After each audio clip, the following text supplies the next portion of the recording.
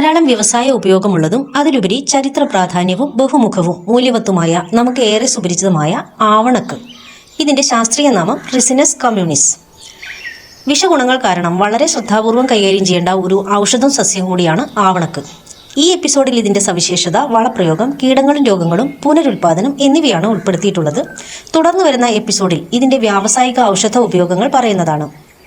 വിവരങ്ങൾ വിശദമായി അറിയാൻ വീഡിയോ മുഴുവനായും കാണുക. കൂടാതെ ഈ വീഡിയോയെക്കുറിച്ചുള്ള നിങ്ങളുടെ അഭിപ്രായങ്ങളും പ്രതികരണങ്ങളും ലൈക്കായോ കമൻ്റായോ രേഖപ്പെടുത്തുക. ഒപ്പം മറ്റുള്ളവരിലേക്ക് ഷെയർ ചെയ്യുക. ഇതുപോലുള്ള ചെടികളെക്കുറിച്ചുള്ള വിജ്ഞാനപ്രദമായ വീഡിയോകൾ തുടർന്ന് ലഭിക്കുന്നതിന് ഈ ചാനൽ സബ്സ്ക്രൈബ് ചെയ്യുക.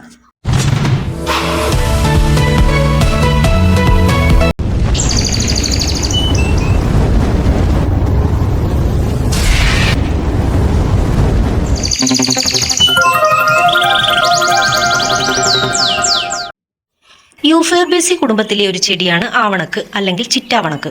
റിസിനസ് ജനുസിലെയും റെസിനിനെ ഉപനിരയിലെ തന്നെയും ഏക സ്പീഷീസാണ് ആവണക്ക്. ആവണക്കിന്റെ തൈലവും ഇലയും കൂമ്പും വേരും പൂവും വിത്തും എല്ലാം തന്നെ ഔഷധമായി ഉപയോഗിക്കുന്നു. പ്രധാനമായും ഇതിന്റെ തൈലമാണ് ഉപയോഗിച്ചു വരുന്നത്. ആവണക്കെണ്ണ വയറിളക്കാൻ പ്രാചീന ഔഷധ വിധികളിൽ മുതൽ ആധുനിക കാലഘട്ടങ്ങളിൽ വരെ ഉപയോഗിച്ചു വരുന്നു. ഇതൊക്കെ പറയുമ്പോഴും ആവണക്കെണ്ണ കുരുവിൽ നിന്നുണ്ടാക്കുന്ന റെയ്സിൻ എന്ന വസ്തു മാരക വിഷമാണ്. ഉപ്പുമണികളുടെ മാത്രം വലിപ്പം വരുന്ന ഒരു ഡോസ് ശുദ്ധമായ റെയ്സിൻ പൗഡറിന് ഒരു മനുഷ്യനെ കൊല്ലാൻ കഴിയുന്നുണ്ട്. അത് ഇതിൻ്റെ എണ്ണയിൽ നിന്ന് എങ്ങനെ നീക്കം ചെയ്യുന്നു എന്നും ഇതിൻ്റെ പാർശ്വഫലങ്ങളുമൊക്കെ തുടർന്ന് വരുന്ന എപ്പിസോഡിൽ പറയുന്നതായിരിക്കും. ടിക്ക് എന്നതിൻ്റെ ലാറ്റിൻ പദമായതിനാലാണ് കാൾ ലിനേയസ് ഇതിന് റിസിനസ് എന്ന പേര് നൽകിയത്. ചില ടിക്കുകളോട് സാമ്യവും അടയാളവും ഉള്ളതിനാലാണ് അദ്ദേഹം ഇതിൻ്റെ വിത്തിന് ഈ പദം ഉപയോഗിച്ചത്. കാസ്റ്റർ ഓയിൽ എന്ന പൊതുനാമം ഒരുപക്ഷെ കാസ്റ്റോറിയത്തിന് പകരമായി ഇത് ഉപയോഗിച്ചതിനാലായിരിക്കാം വന്നിരിക്കുന്നത്. ബീവറിൻ്റെ ഉണങ്ങിയ പെരിനിയൽ ഗ്രന്ഥിയിൽ നിന്ന് നിർമ്മിച്ചെടുത്ത ഒരു പെർഫ്യൂം ബേസിനെ ലാറ്റിൻ ഭാഷയിൽ കാസ്റ്റർ എന്നാണ് പറയുന്നത്. ഇതിന് മറ്റൊരു പൊതുനാമം കൂടിയുണ്ട്, പാം ഓഫ് ക്രൈസ്റ്റ് അല്ലെങ്കിൽ പാം ക്രിസ്റ്റി. ആവണക്കെണ്ണയുടെ മുറിവുണക്കാനും അസുഖങ്ങൾ ഭേദമാക്കാനുമുള്ള പ്രശസ്തമായ കഴിവിൽ നിന്ന് ഉരുത്തിരിഞ്ഞതാണിത്. വളരെ പുരാതന ചരിത്ര വൈദ്യ ഉപയോഗമുള്ള അപൂർവം ചെടികളിൽ ഒന്നാണ് ആവണക്ക്.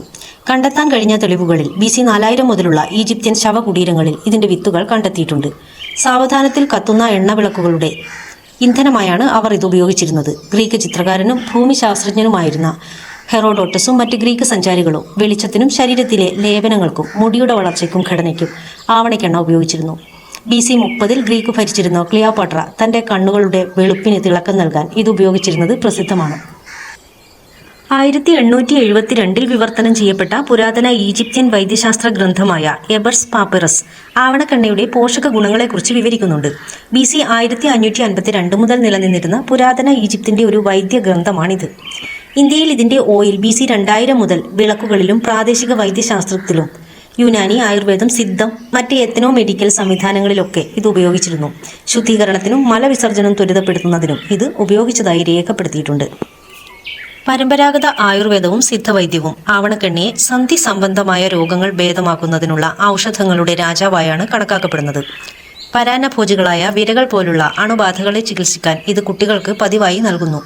ഇവയിൽ പലതും ആധുനിക വൈദ്യശാസ്ത്രവും തെളിയിച്ചിട്ടുള്ളതാണ്. അത് തുടർന്ന് വരുന്ന എപ്പിസോഡിൽ പറയുന്നതാണ്. പുരാതന ഈജിപ്തുകാർ ഇതിൻ്റെ വിത്തുകളും ഇലകളും പലതരം ഔഷധ സൗന്ദര്യവർദ്ധക വസ്തുക്കളായി ഉപയോഗിച്ചിരുന്നു. പ്രകൃതി ശാസ്ത്രജ്ഞനായ പ്ലീനി ദി എൽഡർ ഇതിൻ്റെ വിത്തുകളുടെ വിഷഗുണങ്ങളെക്കുറിച്ച് പറയുന്നുണ്ട്. പക്ഷേ ഇത് വിളക്കുകൾക്കുള്ള തിരികളായും പോഷകമായും വിളക്കെണ്ണയായും ഉപയോഗിക്കാമെന്നും അദ്ദേഹം പറയുന്നു. ഇതിൻ്റെ ഇലകളാണ് വിളക്കുതിരികളായി ഉപയോഗിക്കാമെന്ന് അദ്ദേഹം പറയുന്നത്. ഹെയ്തിയിൽ ഇതിനെ മാസിഗ്രേറ്റി എന്നാണ് വിളിക്കുന്നത്. അവർ ഈ ചെടിയെ ചുവന്ന എണ്ണയാക്കി മാറ്റുന്നു. അതവർ നവജാത ശിശുക്കളുടെ മലം ശുദ്ധീകരിക്കാനായി ഔഷധമായി നൽകുന്നു. ഇതിൻ്റെ വിത്തും എണ്ണയും ചൈനയിൽ നൂറ്റാണ്ടുകളായി ഉപയോഗിച്ചു വരുന്നു. അവർ പ്രധാനമായും പ്രാദേശിക വൈദ്യത്തിൽ ആന്തരികമായോ ശരീരത്തിന് പുറത്തോ ഇത് ഉപയോഗിക്കുന്നു. ഇറ്റാലിയൻ സ്വേച്ഛാധിപതി ബെനിറ്റോ മുസോളിനിയുടെ ഭരണത്തിന് കീഴിലുള്ള അർദ്ധസൈനിക ബ്ലാക്ക് ഷർട്ടുകളും ഫ്രാങ്കോയിസ്റ്റ് സ്പെയിനിലെ സ്പാനിഷ് സിവിൽ ഗാർഡുകളും ശിക്ഷിക്കാനുള്ള മാർഗമായി ഈ ആവണക്കെണ്ണ ഉപയോഗിച്ചിരുന്നു. അങ്ങനെ അവിടങ്ങളിലെ വിമതരും ഭരണകൂട എതിരാളികളും വലിയ അളവിൽ ഈ എണ്ണ കഴിക്കാൻ നിർബന്ധിതരായി. ഇത് അവരിൽ കഠിനമായ വയറിളക്കത്തിനും അതിനെ തുടർന്നുള്ള നിർജ്ജലീകരണത്തിനും കാരണമായി ചിലരെ മരണത്തിലേക്ക് വരെ നയിച്ചു. ഒന്നാം ലോക മഹായുദ്ധ സമയത്ത് ഇറ്റാലിയൻ കവിയും ഫാസിസ്റ്റ് അനുഭാവിയുമായ ഗബ്രിയേൽ ഡി അനൂൻസിയോയാണ് ഈ ശിക്ഷാരീതി ആദ്യമായി പരീക്ഷിച്ചത്. ഇന്ത്യയിൽ ആസാമിലെ ബോഡോലാൻഡിലുള്ള ബോഡോ ഗോത്രക്കാർ മൃഗങ്ങൾക്കും എൻഡി പട്ടുനൂൽ പുഴുക്കളുടെ ലാർവകൾക്കും ഇതിന്റെ ഇലകൾ ഭക്ഷണമായി നൽകുന്നു. ആവണക്ക് തെക്ക് കിഴക്കൻ മെഡിറ്ററേനിയൻ ബേസിൽ, കിഴക്കൻ ആഫ്രിക്ക, ഇന്ത്യ എന്നിവിടങ്ങളിൽ തദ്ദേശീയമാണെങ്കിലും ഇന്ന് ഉഷ്ണമേഖലാ പ്രദേശങ്ങളിലുടനീളം ഇത് വ്യാപകമാണ്. അനുയോജ്യമായ കാലാവസ്ഥയുള്ള പ്രദേശങ്ങളിൽ ഇത് ഒരു അധിനിവേശ സസ്യമായി മാറിയിരിക്കുന്നു. അതുകൊണ്ട് തന്നെ പല ഭൂപ്രദേശങ്ങളിലും ഇതിന്ന് വ്യാപകമായി കാണപ്പെടുന്നു.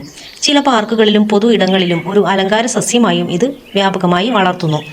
കുറ്റിച്ചെടിയോ ചെറിയ മരമോ ആയാണ് ഇത് കാണപ്പെടുന്നത്. ഏകദേശം 20 ഡിഗ്രി സെന്റിഗ്രേഡ് താപനിലയിൽ ഈ ചെടി 2 മുതൽ 3 മീറ്റർ വരെ ഉയരത്തിൽ വളരുന്നു. മഞ്ഞു സാധ്യതയുള്ള പ്രദേശങ്ങളിൽ ഇത് വാർഷികമാണ്, അതുകൊണ്ട് തന്നെ വലിപ്പവും കുറവായിരിക്കും. എന്നാൽ തെക്കൻ ഇംഗ്ലണ്ടിലെ തണുത്ത കാലാവസ്ഥയിൽ ഇത് നല്ല രീതിയിൽ വളരുന്നു. കൂടാതെ ഇലകൾ നിത്യഹരിതമായി നിൽക്കുന്ന ഈ സ്ഥലങ്ങളിൽ മഞ്ഞുമൂലം അതിന് കേടുപാടുകൾ സംഭവിക്കുന്നുമില്ല. എഡ്വാർഡിയൻ കാലഘട്ടത്തിൽ കാനഡയിലെ ടൊറന്റോയിലെ പാർക്കുകളിൽ ഇത് വളർത്തിയിരുന്നു. അവിടെ ഇത് കൃഷി ചെയ്തെങ്കിലും US-ൽ ലോസ് ഏഞ്ചൽസിലെ ഗ്രിഫിക് പാർക്കിൽ ഇന്നിത് ധാരാളമായി വളർന്നു കണ്ടുവരുന്നു. ഇന്ന് ഇത് അലങ്കാര സസ്യമായും വാണിജ്യാടിസ്ഥാനത്തിലും ഉൽപ്പാദിപ്പിക്കുന്ന ഒരു ഇനമാണ്. ഇതിൻ്റെ കാർമെൻസിറ്റ് എന്ന ഇനത്തിന് റോയൽ ഹോർട്ടിക്കൾച്ചർ സൊസൈറ്റിയുടെ ഗാർഡൻ മെറിറ്റ് അവാർഡ് നേടിയിട്ടുണ്ട്. വൈവിധ്യവും വളരുന്ന സാഹചര്യവും അനുസരിച്ച് 2 മുതൽ 5 മീറ്റർ വരെ ഉയരത്തിൽ വളരാൻ കഴിയുന്ന ഒരു ചെടിയാണ് ആവണക്ക്. വലുതും തിളക്കമുള്ളതും 5 മുതൽ 11 വരെ ആഴത്തിലുള്ള ലോബുകൾ ഉള്ളതുമായ കൈപ്പത്തിയുടെ ആകൃതിയുള്ള പച്ച ഇലകളാണ് ഇതിൽ സാധാരണയായി കണ്ടുവരുന്നത്. എന്നാൽ ചില ഇനങ്ങൾക്ക് ചുവപ്പ് അല്ലെങ്കിൽ പർപ്പിൾ നിറങ്ങളും ഉണ്ട്. എന്നാൽ മറ്റു ചില ഇനങ്ങൾ ചെറുപ്പത്തിൽ കടും ചുവപ്പ് കലർന്ന ദ്രുമനൂൽ അല്ലെങ്കിൽ വെങ്കലത്തിന്റെ നിറത്തിൽ കാണപ്പെടുകയും ക്രമേണ ഇരുണ്ട പച്ച നിറമായി മാറുകയും ചെയ്യുന്നു. ചിലപ്പോൾ അവ മുതിർന്ന ചെടി ആവുമ്പോഴേക്കും ചുവപ്പ് കലർന്ന നിറം തന്നെ ആയിരിക്കും. ചില ഇനങ്ങൾ തുടക്കം മുതൽ തന്നെ പച്ചയാണ്. ചില ഇനങ്ങളിൽ ഇലകൾ, കാണ്ഡം, ഇലം, കായ്കൾ തുടങ്ങി കായ്ക്കുന്ന ഭാഗങ്ങൾ വരെ ദ്രുമനൂൽ മുതൽ ചുവപ്പ് വരെ ആയിരിക്കും. ചില ഇനങ്ങളിലെ പിഗ്മെന്റ് ഉൽപ്പാദനം നിയന്ത്രിക്കുന്നത് ജീനുകളാണ്. അതുകൊണ്ട് തന്നെയാണ് ഇതൊരു അലങ്കാര സസ്യമായി തീരുന്നതും. ഇതിന്റെ പൂക്കൾ ചെറുതും വ്യക്തമല്ലാത്തതും അത് പൂങ്കുലകളായി കാണപ്പെടുന്നതുമാണ്.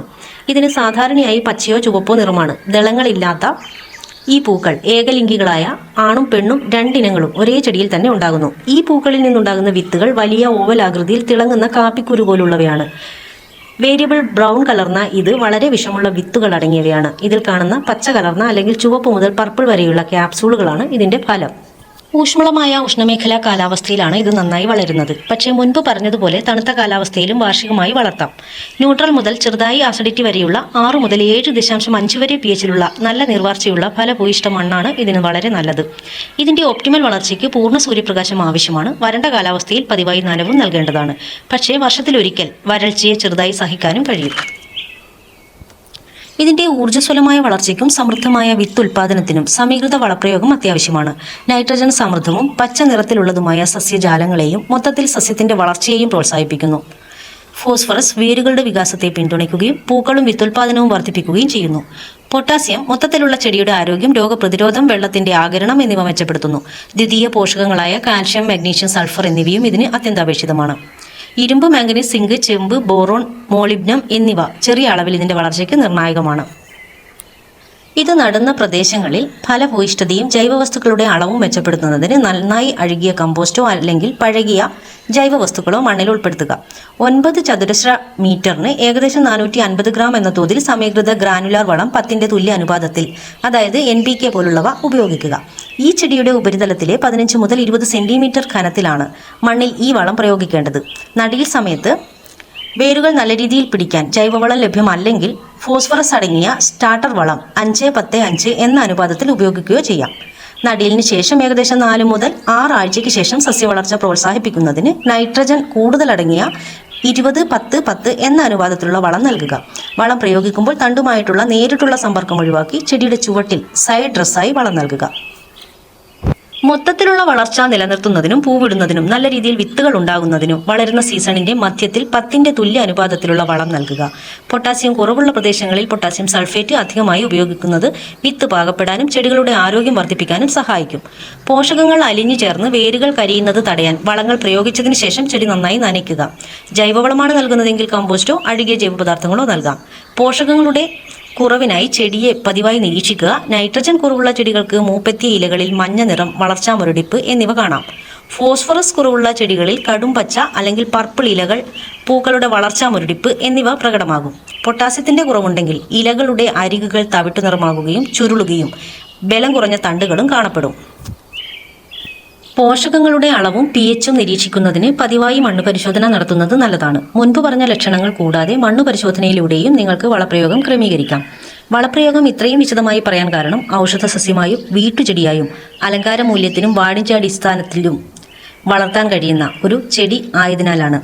ഇന്ത്യയിലെ പല പ്രദേശത്തെ കാലാവസ്ഥയിലും മണ്ണിലും വളരെ വലിയ അളവിൽ കൃഷി ചെയ്ത് വിപണി മൂല്യം നേടാൻ കഴിയുന്ന ഒരു സസ്യം കൂടിയാണ് ആവണക്ക്. ഇന്ന് ഇതിന്റെ ഉൽപ്പാദനത്തിൽ മുൻപന്തിയിൽ നിൽക്കുന്നത് ഇന്ത്യ തന്നെയാണ്. അത് തുടർന്നു വരുന്ന എപ്പിസോഡിൽ വിശദമായി പറയുന്നതാണ്. ആവണക്ക് ചെടിയെ ബാധിക്കുന്ന കീടങ്ങളും രോഗങ്ങളും മുഞ്ഞ, വെള്ളീച്ച, ചിലന്തിക്കാശ്, ലീഫ് മിനറൽസ്, വേരുചീയൽ, വിഷമഞ്ഞ്, ബ്രോട്രൈറ്റിസ് ബ്രൈറ്റ്, ബാക്ടീരിയ ഇലപ്പുള്ളി എന്നിവയാണ്. ഇവയുടെ നിയന്ത്രണവും പരിപാലനവും വിശദമായി അറിയാൻ ഐവി പാരഡൈസിന്റെ വെബ്സൈറ്റിലെ പ്ലാന്റിംഗ് ആൻഡ് കെയർ പേജ് സന്ദർശിക്കാം. വിത്ത് മുളപ്പിച്ചും തണ്ടുകൾ വെട്ടിനട്ടും പുതിയ ചെടികൾ ഉൽപ്പാദിപ്പിക്കാം. ഉൽപ്പാദന പ്രക്രിയയുടെ വിശദ വിവരങ്ങൾ അറിയാൻ വെബ്സൈറ്റിലെ ഡിഫറൻറ്റ് പ്രൊപ്പഗേഷൻ മെത്തേഡ് എന്ന പേജ് സന്ദർശിക്കുകയോ പ്ലാന്റിംഗ് ആൻഡ് കെയർ എക്സിക്യൂട്ടീവുമായി വാട്സപ്പിൽ ബന്ധപ്പെടുകയോ ചെയ്യാം. ഈ പേജുകളുടെ ലിങ്കും പ്ലാന്റിംഗ് ആൻഡ് കെയർ എക്സിക്യൂട്ടീവിന്റെ നമ്പറും ഡിസ്ക്രിപ്ഷൻ ബോക്സിൽ കൊടുത്തിട്ടുണ്ട്. ഇവിടെ നിങ്ങൾക്ക് അറിയുന്നതും അറിയാത്തതുമായ ധാരാളം സവിശേഷതകൾ വിശദമായ പഠനത്തിന് ശേഷം ഞങ്ങൾ നിങ്ങളുടെ മുന്നിൽ അവതരിപ്പിക്കുന്നു. ഓരോ ചെടിയുടെയും മണ്ണിന്റെ ഘടനയും pH ലെവലും പറയുന്നുണ്ട്. അത് നിങ്ങളുടെ മണ്ണിന്റെ pH ലെവലുമായി താരതമ്യം ചെയ്ത് ഞങ്ങൾ പറയുന്ന വളപ്രയോഗത്തിന്റെ അളവിലും ക്രമത്തിലും ഓരോ പ്രാദേശിക സ്ഥലത്തെ കാലാവസ്ഥയും മണ്ണിന്റെ ഘടനയും അനുസരിച്ച് വ്യത്യാസങ്ങൾ വരുത്തേണ്ടതായിട്ടുണ്ടാവാം. അതിന് ഐവി പാരഡൈസിന്റെ പ്ലാന്റിംഗ് ആൻഡ് കെയർ എക്സിക്യൂട്ടീവുമായി ബന്ധപ്പെടുകയോ നിങ്ങളുടെ നാട്ടിലുള്ള പരമ്പരാഗത കൃഷിമാർഗ്ഗങ്ങൾ അവിടെയുള്ള പരമ്പരാഗത കൃഷിക്കാരിൽ നിന്നും വിവരങ്ങൾ ശേഖരിച്ച് ചെയ്യുകയോ ചെയ്യാം. അതിലുപരി പരമാവധി പ്ലാന്റുകൾ കണ്ടെത്തി അത് നിങ്ങൾക്ക് മുന്നിൽ എത്തിക്കാനും ശ്രമിക്കുന്നു. അപൂർവങ്ങളായ ധാരാളം ചെടികൾ ഐവി പാരഡൈസിന്റെ ഷോപ്പിംഗ് സൈറ്റിൽ ലഭ്യമാണ്. അവ സൈറ്റിൽ നിന്നോ ഈ വീഡിയോയിൽ പറയുന്ന വാട്സപ്പിൽ ബന്ധപ്പെട്ടോ വാങ്ങാവുന്നതാണ്. ആവണക്ക് ചെടിയെക്കുറിച്ചുള്ള ഈ വീഡിയോ നിങ്ങൾക്ക് ഇഷ്ടപ്പെട്ടെങ്കിൽ നിങ്ങളുടെ അഭിപ്രായങ്ങളും പ്രതികരണങ്ങളും നിർദ്ദേശങ്ങളും ലൈക്കായോ കമന്റായോ രേഖപ്പെടുത്തുക. ഒപ്പം മറ്റുള്ളവരിലേക്ക് ഷെയർ ചെയ്യുക. ഇതുപോലുള്ള ചെടികളെക്കുറിച്ചുള്ള വിജ്ഞാനപ്രദമായ വീഡിയോകൾ തുടർന്നു ലഭിക്കുന്നതിന് ഈ ചാനൽ സബ്സ്ക്രൈബ് ചെയ്യുക.